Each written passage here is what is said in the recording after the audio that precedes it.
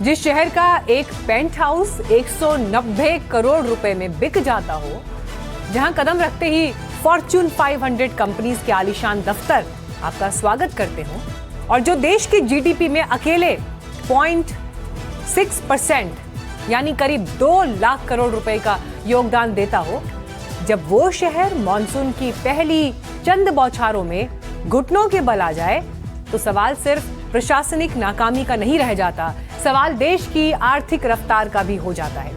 कचहरी में आज हम बात कर रहे हैं हरियाणा के रेवेन्यू का 60% अकेले अपने दम पर देने वाले मिलेनियम सिटी गुरुग्राम की, जो एक बार फिर जाम की चपेट में आकर त्राहिमाम करने लगा। लोग पूछने लगे कि हम इसलिए टैक्स देते हैं ताकि जाम में इस तरह घंटों फंसे रह जाएं, वो भी पहली बारिश में। सवाल यह है कि 21वीं सदी के शहरों में 20वीं सदी जैसे इंफ्रास्ट्रक्चर कब तक सहे जाते रहेंगे। कचहरी में जाम सिटी बनते गुरुग्राम की अब पेशी।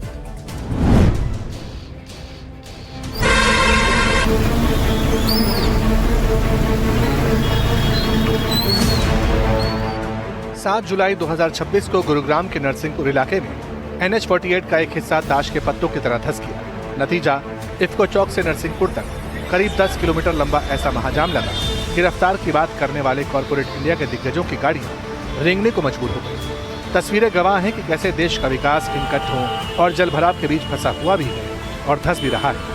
जाम कल लगा था, आज भी कई लोग घंटों फंसे रहे।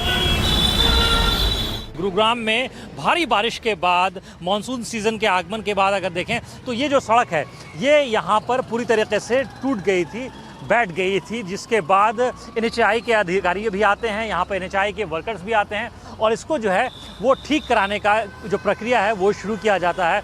और तकरीबन इसे देखिए आप तो कंप्लीट कर लिया गया है, लेकिन ट्रैफिक का जो आवागमन है, आना जाना है, उसको अभी शुरुआत जो है यहाँ पे नहीं की गई है। NHAI के स्टाफ जो हैं वो भी मौजूद हैं, national highway authority of India के, उनसे ज़रा बात करते हैं। यहाँ पर गड्ढा हुआ हाईवे पे NH48 पे, इससे एक बड़ा हादसा हो सकता था।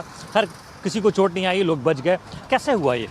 सर यहाँ पे पाइपलाइन का वर्क चल रहा था, उधर से पाइपलाइन आ रही थी ताकि यहाँ पे पानी का जो भराव है वो थम सके, लेकिन उन्होंने अच्छे से वर्क नहीं किया, उसकी वजह से ये धंस गई मिट्टी यहाँ पे। अगर वे अपना काम अच्छे से करते तो यहाँ पे ऐसा हादसा होने से बच जाता। गुरुग्राम का ये दर्द नया नहीं है। साल 2016 के उस गुरुजाम को कोई नहीं भूल सकता। जब शहर 20 घंटे तक थमा रहा, तब वादे हुए थे, कमेटियां बनी थी, और आंकड़े देखिए, 503 करोड़ रुपए बीते 9 सालों में सिर्फ ड्रेनेज इंफ्रास्ट्रक्चर को ठीक करने के नाम पर बहा दिए गए। 105 करोड़ की लागत से हाल ही में गुरुग्राम मेट्रोपॉलिटन डेवलपमेंट अथॉरिटी ने 4.3 किलोमीटर लंबा लेक 4 नाम का एक नया स्टॉर्म वाटर ड्रेन चालू किया, ताकि बादशाहपुर ड्रेन का बोझ कम हो सके।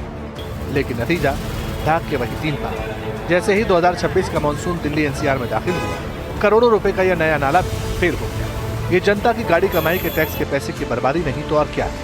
नगर निगम कागजों पर दर्जनों क्रिटिकल वाटर लॉगिंग पॉइंट्स की पहचान करता है, लेकिन जब जमीन पर पानी भरता है तो समाधान के नाम पर आज भी ट्रैक्टर पर लगे अस्थायी पानी के पंप खड़े कर दिए जाते हैं।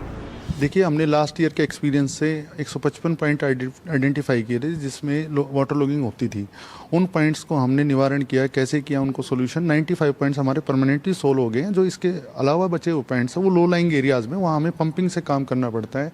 हमने जो मास्टर लाइन्स है GMD की, उनके साथ कनेक्शंस किए हैं उसके, ताकि पानी जल्दी निकल जाए। कल का जो बारिश का था वो 80 mm बारिश हुई है गुरुग्राम क्षेत्र में, MCG क्षेत्र में से भी, तहसील गुरुग्राम में। उसके तहत हमारे पास जो इंसिडेंट्स आए हैं उसमें जो वाटर लॉगिंग थी उसकी समस्याएं पिछले साल जहां 2-3 दिन तक भी पानी रह जाता था, 2 दिन तक भी रहता था, वो हमारा 2 से 3 घंटे में पानी निकल गया है। ये वही गुरुग्राम है जिसका इतिहास महाभारत काल से जुड़ा है। राजा युधिष्ठिर ने गुरु द्रोणाचार्य को जो गाँव दान में दिया था, आज वो देश की प्रति व्यक्ति आय में चंडीगढ़ और मुंबई के बाद तीसरे नंबर पर है। हुरून इंडिया की रिच लिस्ट कहती है कि इस शहर में 23 ऐसे रईस रहते हैं जिनकी व्यक्तिगत संपत्ति 1000 करोड़ से ज्यादा है। लेकिन विरोधाभास देखिए, एक तरफ देश की सबसे महंगी रियल एस्टेट डील्स हैं और दूसरी तरफ शहर के 86% निवासियों का कहना है कि वो हर साल जलभराव से बुरी तरह प्रभावित होते हैं। 62% जनता नगर निगम की तैयारियों से पूरी तरह असंतुष्ट है। अभी हमारे पास कुछ खबर आई थी, जैसे सिविल लाइंस एरिया में हमारा एक सीवरेज का काम चल रहा था, वहाँ पर स्कूल के बच्चों की बस थी जो कि साइड में उसका टायर उसमें धंस गया था।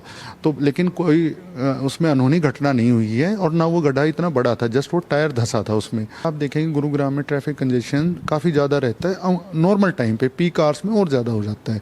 तो बारिश के दौरान क्या होता है, जैसे कोई व्हीकल ख़राब हो गया या छोटा व्हीकल है वो ख़राब हो गया, व्हीकल किसी ने बीच में रोक दिया, तो उससे स्पीड काफ़ी कम हो जाती है, ड्राइविंग स्पीड भी कम होती है और जो उसका मूवमेंट होता है वो काफ़ी स्लो पेस पे होता है।